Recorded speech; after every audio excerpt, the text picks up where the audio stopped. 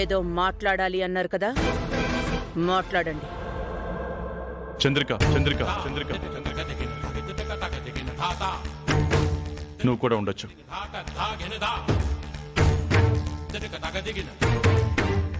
మనం అడిగింది ఏది జీవితం ఇవ్వదలమా? జీవితం ఇచ్చింది మనం తీసుకోవాలి. కోట్ల మందిలో కొద్ది మందికి మాత్రమే దక్కే అదృష్టం మనకు దక్కింది. ఆస్తి అంతస్తు అన్ని జీవితం ఇచ్చింది, ఒక్కటి తప్ప. అదేంటో నీకు తెలుసు.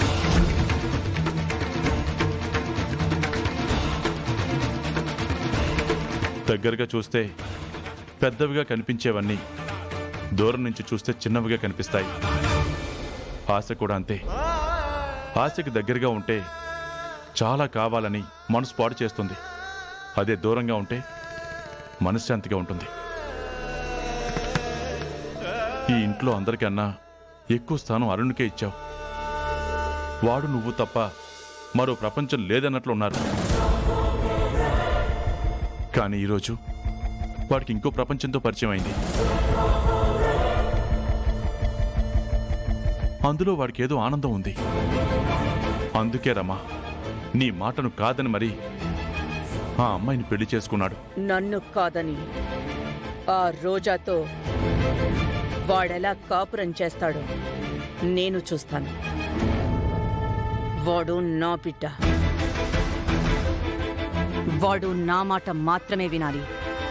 వినడు అని అర్థమయ్యా కూడా ఇంకా మొండిగా మాట్లాడకు రమా. వినేలా చేస్తాను. ఏం చేస్తావు? ఏం చేయగలవు రమా?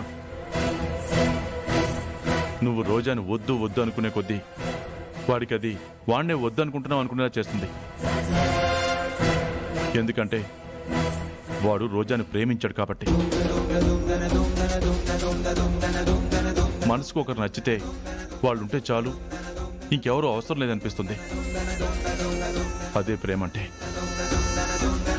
మనం ప్రేమించేక పెళ్లి చేసుకున్నాం. ఈ చిన్న విషయం ఎలా మర్చిపోయావరమ్మా? వాడికి రోజాని దూరం చెయ్యాలనుకుంటే ఇండైరెక్ట్గా నీ అంతటి నువ్వే వాణ్ణి కూడా దూరం చేసుకుంటున్నావని అర్థం. ఆలోచించరమ్మా. వాడి మనసుకు అలా అర్థమై